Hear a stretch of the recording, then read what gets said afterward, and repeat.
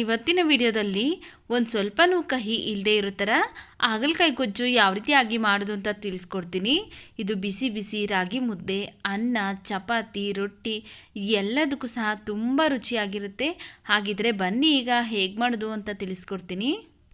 ನೋಡಿ, ಇಲ್ಲಿ ಹಾಗಲಕಾಯಿನ ನಾವು ಫಸ್ಟು ಕಟ್ ಮಾಡ್ಕೊಳ್ಬೇಕು. ನಾನಿಲ್ಲಿ 2 ಹಾಗಲಕಾಯಿನ ತಗೊಂಡಿದ್ದೀನಿ. ನೋಡಿ, ಈ ರೀತಿಯಾಗಿ ಸ್ಲೈಸಸ್ ಆಗಿ ಕಟ್ ಮಾಡ್ಕೊಳ್ತಾ ಇದ್ದೀನಿ. ನೀವು ಬೇಕಿದ್ರೆ ಉದ್ದುದ್ದಾಗೂ ಸಹ ಕಟ್ ಮಾಡ್ಕೊಳ್ಬೋದು. ನಾನಿಲ್ಲಿ ರೌಂಡಾಗಿ ಸ್ಲೈಸಸ್ ಆಗಿ ಕಟ್ ಮಾಡ್ಕೊಂಡಿದ್ದೀನಿ. ಈಗ ಕಟ್ ಮಾಡಿಕೊಂಡು ಇದರಲ್ಲಿರುವಂತಹ ಬೀಜನೆಲ್ಲ ತೆಗೆದು ಇಟ್ಕೊಳ್ತೀನಿ. ನಾನಿಲ್ಲಿ 2 ಹಾಗಲಕಾಯಿನೂ ಸಹ ಕಟ್ ಮಾಡಿ ಇದೇ ರೀತಿಯಾಗಿ ಬೀಜ ಮತ್ತು ಒಳಗಡೆ ಇರುವಂತಹ ತಿರುಳನ್ನ ತೆಗೆದು ಇಟ್ಕೊಳ್ತೀನಿ. ಕೆಲವೊಬ್ಬೊಬ್ಬರು ಬೀಜ ಮತ್ತು ತಿರುಳನ್ನ ತೆಗೆಯೋದಿಲ್ಲ, ಹಾಗೇ ಮಾಡ್ತಾರೆ. ನಮ್ಮ ಮನೇಲಿ ಯಾವ ರೀತಿಯಾಗಿ ಮಾಡ್ತೀವಲ್ಲ ಅದೇ ರೀತಿಯಾಗಿ ನಾನು ನಿಮಗೆ ತಿಳಿಸ್ಕೊಡ್ತೀನಿ. ನೋಡಿ, ಈ ರೀತಿಯಾಗಿ ಬೀಜ ಮತ್ತು ತಿರುಳನ್ನೆಲ್ಲ ತೆಗೆದು ಇಟ್ಕೊಂಡಿದ್ದೀನಿ. ಈಗ ಇದನ್ನು ಒಂದು ಪಾತ್ರೆಗೆ ಹಾಕ್ಕೊಳ್ತಾ ಇದ್ದೀನಿ. ಪಾತ್ರೆಗೆ ಹಾಕ್ಕೊಂಡಾದ್ಮೇಲೆ ಈಗ ಇದಕ್ಕೆ ನಾನು 1 ಟೇಬಲ್ ಸ್ಪೂನ್ ಆಗೋಷ್ಟು ಉಪ್ಪು ಹಾಕ್ಕೊಳ್ತಾ ಇದ್ದೀನಿ. ಹಾಗೆಯೇ 1/4 ಸ್ಪೂನ್ ಆಗೋಷ್ಟು ಅರಿಶಿನ ಪುಡಿ ಹಾಕ್ಕೊಳ್ತಾ ಇದ್ದೀನಿ. ಅರಿಶಿನ ಪುಡಿ ಮತ್ತು ಉಪ್ಪು ಹಾಕಿದ್ದಾದಮೇಲೆ ನೀರೇನು ಸೇರಿಸ್ದೇನೆ ಕೈಯಿಂದನೇ ಈ ಹಾಗಲಕಾಯಿಗೆಲ್ಲ ಉಪ್ಪು ಮತ್ತು ಅರಿಶಿನ ಪುಡಿ ಎಲ್ಲ ಚೆನ್ನಾಗಿ ಅಪ್ಲೈ ಆಗಬೇಕು. ಆ ರೀತಿಯಾಗಿ ಮಿಕ್ಸ್ ಮಾಡ್ಕೊಳ್ತಾ ಇದ್ದೀನಿ. ಈ ರೀತಿಯಾಗಿ ಉಪ್ಪು ಮತ್ತು ಅರಿಶಿನ ಪುಡಿಯಲ್ಲಿ ಹಾಕಿ ನೆನೆಸಿಡೋದ್ರಿಂದ ಇದರಲ್ಲಿರುವಂತಹ ಕಹಿ ಅನ್ನೋದು ಸ್ವಲ್ಪ ಕಡಿಮೆ ಆಗುತ್ತೆ. ಆದ್ದರಿಂದ ನಾನು ಒಂದು 5 ನಿಮಿಷಗಳ ಕಾಲ ಮುಚ್ಚಿ ಇಡ್ತಾ ಇದ್ದೀನಿ. ನೋಡಿ, ಇಲ್ಲಿ ಒಂದು 5 ನಿಮಿಷ ಆದಮೇಲೆ ಓಪನ್ ಮಾಡ್ತಾ ಇದ್ದೀನಿ. ಉಪ್ಪು ಮತ್ತು ಅರಿಶಿನ ಪುಡಿಯಲ್ಲಿ ಚೆನ್ನಾಗಿ ಹಾಗಲಕಾಯಿ ಪೀಸಸ್ ಎಲ್ಲ ನೆಂದಿದೆ. ಈಗ ಇದಕ್ಕೆ ನೀರನ್ನು ಹಾಕ್ಕೊಂಡು ಚೆನ್ನಾಗಿ ವಾಶ್ ಮಾಡ್ಕೊಳ್ಬೇಕು. ಇದರಲ್ಲಿರುವಂತಹ ಕಹಿ ಅಂಶ ಎಲ್ಲ ಹೋಗುತ್ತೆ. ಈ ರೀತಿಯಾಗಿ ಅರಿಶಿನ ಪುಡಿ ಮತ್ತು ಉಪ್ಪು ಹಾಕಿ ಮತ್ತು ನೀರನ್ನು ಹಾಕಿ ನಾವು ತೊಳೆಯೋದ್ರಿಂದ ಈ ನೀರನ್ನೆಲ್ಲ ಚೆಲ್ಲಿ ಮತ್ತೆ 2 ಸರಿ ಬೇರೆ ನೀರನ್ನು ಹಾಕ್ಕೊಂಡು ಈ ರೀತಿ ತೊಳೆದು ಇಟ್ಕೊಂಡಿದ್ದೀನಿ. ಈಗ ಇದನ್ನು ಸೈಡ್ಗಿಟ್ಟು ಸ್ಟವ್ ಮೇಲೆ ಒಂದು ಬಾಣಲೆ ಬಿಸಿಗೆ ಇಟ್ಕೊಂಡಿದ್ದೀನಿ. ಬಾಣಲೆ ಬಿಸಿಗಿಟ್ಟ ನಂತರ ತೊಳೆದಿಟ್ಕೊಂಡಿರುವಂತಹ ಹಾಗಲಕಾಯಿ ಪೀಸ್ಗಳನ್ನ ಹಾಕ್ಕೊಳ್ತಾ ಇದ್ದೀನಿ. ನಾನಿಲ್ಲಿ ಎಣ್ಣೆ ಬಳಸ್ತಾ ಇಲ್ಲ, ಯಾಕಂದರೆ ಹಾಗಲಕಾಯಲ್ಲಿ ನೀರಿನಂಶ ಇದೆ. ಅದರಿಂದ ನಾನು 1 ನಿಮಿಷ ಹಾಗೇ ಫ್ರೈ ಮಾಡ್ಕೊಳ್ತೀನಿ. ಇದರಲ್ಲಿರುವಂತಹ ನೀರಿನಂಶ ಎಲ್ಲ ಕಡಿಮೆ ಆಗಬೇಕು, ಆಮೇಲೆ ನಾನು ಇದಕ್ಕೆ ಎಣ್ಣೆ ಹಾಕ್ಕೊಳ್ತೀನಿ.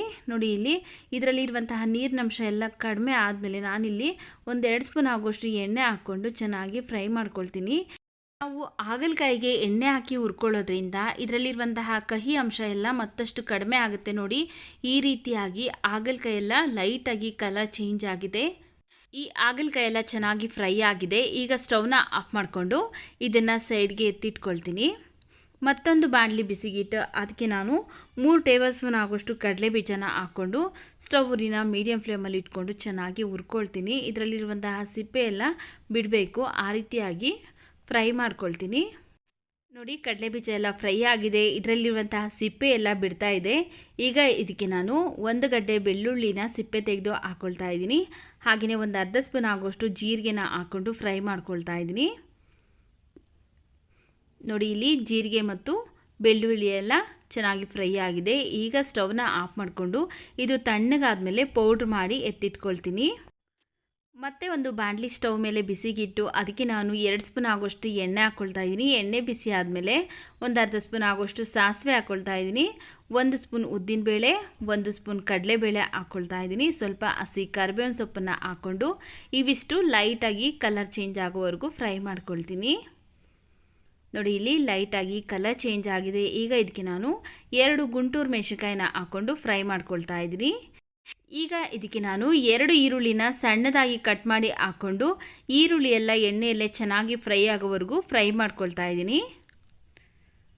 ನೋಡಿ, ಈಗ ಈರುಳ್ಳಿ ಎಲ್ಲ ಚೆನ್ನಾಗಿ ಫ್ರೈ ಆದ ನಂತರ ಈಗ ಇದಕ್ಕೆ ನಾನು 2 ಟೊಮೆಟೊ ಹಣ್ಣನ್ನು ಕಟ್ ಮಾಡಿ ಹಾಕ್ಕೊಂಡು ಟೊಮೆಟೊ ಎಲ್ಲ ಚೆನ್ನಾಗಿ ಎಣ್ಣೆಯಲ್ಲೇ ಸಾಫ್ಟಾಗಿ ಬೇಯೋವರೆಗೂ ಬೇಯಿಸ್ಕೊಳ್ತಾ ಇದ್ದೀನಿ. ನೋಡಿ, ಇಲ್ಲಿ ಟೊಮೆಟೊ ಎಲ್ಲ ಚೆನ್ನಾಗಿ ಸಾಫ್ಟಾಗಿ ಬೆಂದಿದೆ. ಈಗ ಇದಕ್ಕೆ ನಾವು ಫಸ್ಟೇ ಎಣ್ಣೆಯಲ್ಲಿ ಹುರಿದಿಟ್ಕೊಂಡಿದ್ರಲ್ಲ ಹಾಗಲಕಾಯಿ, ಆ ಹಾಗಲಕಾಯಿನ ಈಗ ಇದಕ್ಕೆ ಹಾಕ್ಕೊಂಡು ಮಿಕ್ಸ್ ಮಾಡ್ಕೊಳ್ತಾ ಇದ್ದೀನಿ. ನೀವು ಒಂದ್ಸಲ ಈ ವಿಧಾನದಲ್ಲಿ ಟ್ರೈ ಮಾಡಿದೆ ಆದರೆ ಹೇಗೆ ಬಂತು ಅಂತ ಕಮೆಂಟ್ ಸೆಕ್ಷನಲ್ಲಿ ಕಮೆಂಟ್ ಮಾಡೋದು ಮರಿಬೇಡಿ ಸ್ನೇಹಿತರೆ.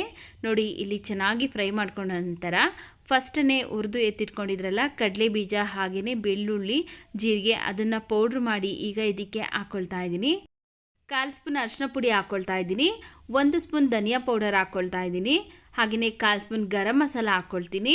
1.5 ಸ್ಪೂನ್ ಆಗೋಷ್ಟು ರೆಡ್ ಚಿಲ್ಲಿ ಪೌಡರ್ ಹಾಕ್ಕೊಳ್ತೀನಿ. ನೋಡಿಕೊಂಡು ನಿಮ್ಮ ಖಾರಕ್ಕೆ ಎಷ್ಟು ಬೇಕೋ ಅಷ್ಟು ರೆಡ್ ಚಿಲ್ಲಿ ಪೌಡರ್ನ ನೀವು ಹಾಕ್ಕೊಳ್ಳಿ. ಹಾಗೆಯೇ ರುಚಿಗೆ ತಕ್ಕಷ್ಟು ಉಪ್ಪನ್ನ ಹಾಕ್ಕೊಂಡು ಮತ್ತೆ ಒಂದ್ಸರಿ ಮಿಕ್ಸ್ ಮಾಡ್ಕೊಳ್ತಾ ಇದ್ದೀನಿ. ಇಲ್ಲಿ ಕಡಲೆ ಬೀಜ ಬಳಸಿರೋದ್ರಿಂದ ಟೇಸ್ಟು ಸಹ ತುಂಬ ಚೆನ್ನಾಗಿರುತ್ತೆ. ಹಾಗೆಯೇ ಗ್ರೇವಿ ಕನ್ಸಿಸ್ಟೆನ್ಸಿ ಅಂದರೆ ಸ್ವಲ್ಪ ಹದ ಗಟ್ಟಿಯಾಗಿ ಬರುತ್ತೆ ಅಂತ ನಾನಿಲ್ಲಿ ಕಡಲೆ ಬೀಜನ ಬಳಸಿದ್ದೀನಿ. ಚೆನ್ನಾಗಿ ಒಂದ್ಸರಿ ಮಿಕ್ಸ್ ಮಾಡಿಕೊಂಡು ಈಗ ಒಂದು ನಲ್ಲಿಕಾಯಿ ಗಾತ್ರದಷ್ಟು ಹುಣಸೆಹಣ್ಣನ್ನು ನೆನೆಸ್ಬಿಟ್ಟು ಅದರ ರಸನ ಕಿವುಚ್ಬಿಟ್ಟು ಹಾಕ್ಕೊಳ್ತಾ ಇದ್ದೀನಿ. ನಾವಿಲ್ಲಿ ಹುಣಸೆಹಣ್ಣು ಹಾಕ್ಕೊಳ್ಬೇಕು, ಹಾಗೆಯೇ ಟೊಮೆಟೊನೂ ಹಾಕ್ಕೊಳ್ಬೇಕು. ಯಾಕಂದರೆ ಹಾಗಲಕಾಯಲ್ಲಿರುವಂತಹ ಕಹಿ ಅಂಶ ಎಲ್ಲ ಹೋಗಬೇಕು ಅಂದರೆ ನಾನಿಲ್ಲಿ ಯಾವ್ಯಾವ ಪದಾರ್ಥಗಳನ್ನೆಲ್ಲ ಬಳಸಿದ್ದೀನಲ್ಲ ನೀವು ಸಹ ಅದೇ ಪದಾರ್ಥಗಳನ್ನ ಬಳಸಬೇಕು. ನೋಡಿ, ಹುಣಸೆಹಣ್ಣನ್ನು ಹಾಕ್ಕೊಂಡಾದ್ಮೇಲೆ ಚೆನ್ನಾಗಿ ಒಂದ್ಸರಿ ಮಿಕ್ಸ್ ಮಾಡಿ ಈಗ ಇದಕ್ಕೆ ನಾನು ನೀರನ್ನು ಹಾಕ್ಕೊಳ್ತಾ ಇದ್ದೀನಿ. ನೋಡ್ಕೊಳ್ಳಿ, ನಿಮಗೆ ಹಾಗಲಕಾಯಿ ಗೊಜ್ಜು ಅನ್ನೋದು ಯಾವ ಕನ್ಸಿಸ್ಟೆನ್ಸಿಗೆ ಬೇಕಾಗುತ್ತಲ್ಲ ಆ ಕನ್ಸಿಸ್ಟೆನ್ಸಿಗೆ ನೀವು ನೋಡಿಕೊಂಡು ನೀರನ್ನು ಸೇರಿಸ್ಕೊಂಡು ಅಡ್ಜಸ್ಟ್ ಮಾಡ್ಕೊಳ್ಳಿ. ಈಗ ಇದಕ್ಕೆ ನಾನು 1.5 ಸ್ಪೂನ್ ಆಗೋಷ್ಟು ಬೆಲ್ಲ ಹಾಕ್ಕೊಳ್ತಾ ಇದ್ದೀನಿ. ಬೆಲ್ಲ ಹಾಕೋದ್ರಿಂದ ಇನ್ನಷ್ಟು ಕಹಿ ಅಂಶ ಅನ್ನೋದು ಕಡಿಮೆ ಆಗುತ್ತೆ. ಅಕಸ್ಮಾತ್ ಬೆಲ್ಲ ಬೇಡ ಅನ್ನೋರು ಸ್ಕಿಪ್ ಮಾಡ್ಕೊಳ್ಬೋದು. ಬೆಲ್ಲ ಹಾಕಿ ಮತ್ತೆ ಒಂದ್ಸರಿ ಮಿಕ್ಸ್ ಮಾಡಿ ಈಗ ಲಿಡ್ನ ಕ್ಲೋಸ್ ಮಾಡಿ ಚೆನ್ನಾಗಿ ಒಂದು 3 ರಿಂದ 4 ನಿಮಿಷ ಕುದಿಸ್ಕೊಳ್ಬೇಕು. ಹಾಗಲಕಾಯಿ ಪೀಸ್ಗಳೆಲ್ಲ ಈ ಮಸಾಲೆಯಲ್ಲೇ ಚೆನ್ನಾಗಿ ಬೇಯಬೇಕು. ನೋಡಿ, ಈಗ ಒಂದು 3 ರಿಂದ 4 ನಿಮಿಷ ಆಗಿದೆ. ಓಪನ್ ಮಾಡಿ ತೋರಿಸ್ತಾ ಇದ್ದೀನಿ. ಹಾಗಲಕಾಯಿ ಎಲ್ಲ ಚೆನ್ನಾಗಿ ಬೆಂದಿದೆ. ಹಾಗೆಯೇ ಗ್ರೇವಿನೂ ಸಹ ಕರೆಕ್ಟಾಗಿ ಕನ್ಸಿಸ್ಟೆನ್ಸಿಲಿದೆ. ನಾನಿಲ್ಲಿ ಚಪಾತಿ ಹಾಗೆಯೇ ಅನ್ನ ಎರಡಕ್ಕೂ ಸಹ ಮಾಡ್ತಾಯಿದ್ದೀನಿ. ಆದ್ದರಿಂದ ನಾನಿಲ್ಲಿ ಅದಕ್ಕೆ ಮಾಡ್ಕೊಂಡಿದ್ದೀನಿ. ಲಾಸ್ಟಲ್ಲಿ ಸಣ್ಣದಾಗಿ ಕಟ್ ಮಾಡಿರುವಂತಹ ಕೊತ್ತಂಬರಿ ಸೊಪ್ಪನ್ನು ಹಾಕ್ಕೊಂಡು ಚೆನ್ನಾಗಿ ಒಂದ್ಸರಿ ಮಿಕ್ಸ್ ಮಾಡಿ ಸ್ಟವ್ನ ಆಫ್ ಮಾಡ್ಕೊಳ್ತಾ ಇದ್ದೀನಿ. ನಿಮಗೇನಾದರೂ ಸ್ವಲ್ಪ ಗಟ್ಟಿ ಆಯಿತು ಅನಿಸಿದ್ರೆ ಒಂದು ಸ್ವಲ್ಪ ನೀರನ್ನು ಹಾಕ್ಕೊಂಡು ನೀವು ಕುದಿಸ್ಕೊಳ್ಬೋದು. ನೋಡಿದ್ರಲ್ಲ ಯಾವ ರೀತಿಯಾಗಿ ತುಂಬ ಸುಲಭವಾಗಿ ಒಂದು ಸ್ವಲ್ಪನೂ ಕಹಿ ಇಲ್ಲದೆ ಇರೋ ಥರ ಹಾಗಲಕಾಯಿ ಗೊಜ್ಜು ಯಾವ ರೀತಿ ಮಾಡೋದು ಅಂತ. ವಿಡಿಯೋ ಇಷ್ಟ ಆಗಿದ್ರೆ ವಿಡಿಯೋಗೊಂದು ಲೈಕ್ ಮಾಡಿ, ವಿಡಿಯೋವನ್ನು ಶೇರ್ ಮಾಡಿ, ನಮ್ಮ ಚಾನಲ್ಗೆ ಸಬ್ಸ್ಕ್ರೈಬ್ ಮಾಡಿ ಸಪೋರ್ಟ್ ಮಾಡಿ ಸ್ನೇಹಿತರೆ. ಮುಂದೆ ಒಂದು ಒಳ್ಳೆಯ ವಿಡಿಯೋದೊಂದಿಗೆ ಭೇಟಿಯಾಗೋಣ.